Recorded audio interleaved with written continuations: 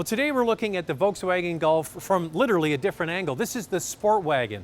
To say the Golf has been on fire since it arrived in Canada is an understatement. The Volkswagen Golf, the 7th generation, won World Car of the Year, North American Car of the Year, and it won its category at Ajax Car of the Year Test Fest evaluations. And now we have the newest member. It's the station wagon. Historically, this car has been purchased most of the time in its diesel configuration. Roughly 70 to 80% would get the TDI. Now they have a new 1.8-liter turbo gasoline engine that's also in the regular hatchback available in this wagon, and it's a dynamite engine.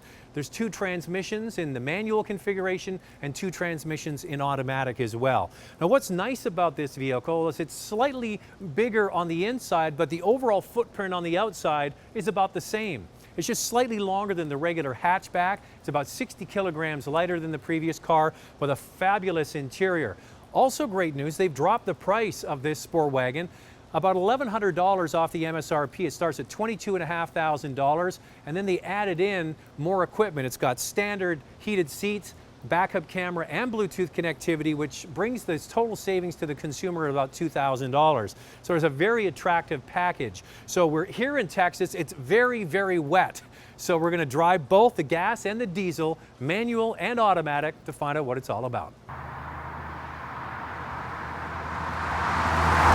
Now, before I get into the specifics of this new Golf Sportwagon, I just want to encourage you to go back and watch the many reviews I've done of this latest Volkswagen Golf built on the MQB platform. Had a chance to drive the regular Golf in France about a year and a half before it was available in Canada.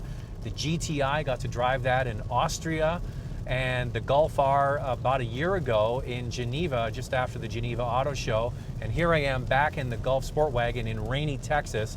So I'm going to talk about most of it while I'm driving here. Now, what all of those vehicles have in common is what's called MQB. That's Volkswagen's new platform that they're going to spread and use across many new products. Now, what it does is it's lighter and it's stronger, and that makes the vehicles more fuel efficient, and you can bolt on suspension and do all kinds of different things with the dampening to make it feel exactly how you want. With this application, what we have here is a car that's about 60 kilograms lighter than the previous model, yet is a bit bigger on the inside, so that means a couple of things. It's more comfortable, and it's going to save on fuel. Then you look at what they've done with the engines. Gone is the old 2.5-liter 5-cylinders, replaced with a wonderful new 1.8-liter turbocharged engine. That's the same with the Golf and the same with the higher trim levels of the Jetta. This, in my opinion, is the best part about the new Golf family that we have in Canada. This engine is fantastic. It runs, first of all, on regular fuel, doesn't require premium fuel, has 170 horsepower and 184 foot-pounds of torque, matched to a 6-speed manual transmission. And I'm glad that even at this press event here, they've got a manual transmission for me to drive, and it's a lot of fun.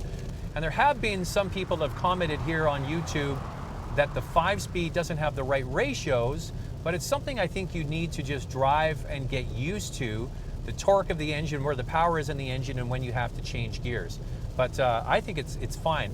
Then you can go up from there and get the TDI. Now the TDI is being overhauled as well for this new generation of Volkswagen Golf. It's got 150 horsepower and 236 foot-pounds of torque, so it's a torque monster, and you loaf that engine along at lower RPMs and get great fuel economy.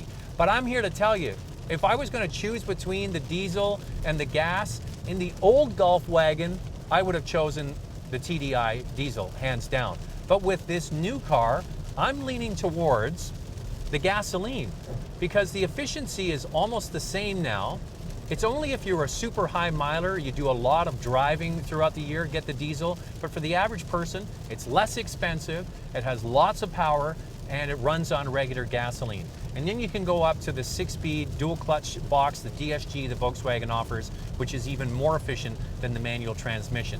So you take all of that and you wrap it in this more refined, more upscale, and nicer driving Golf, and with a $2,000 reduction in the price, it's a bit of a no-brainer.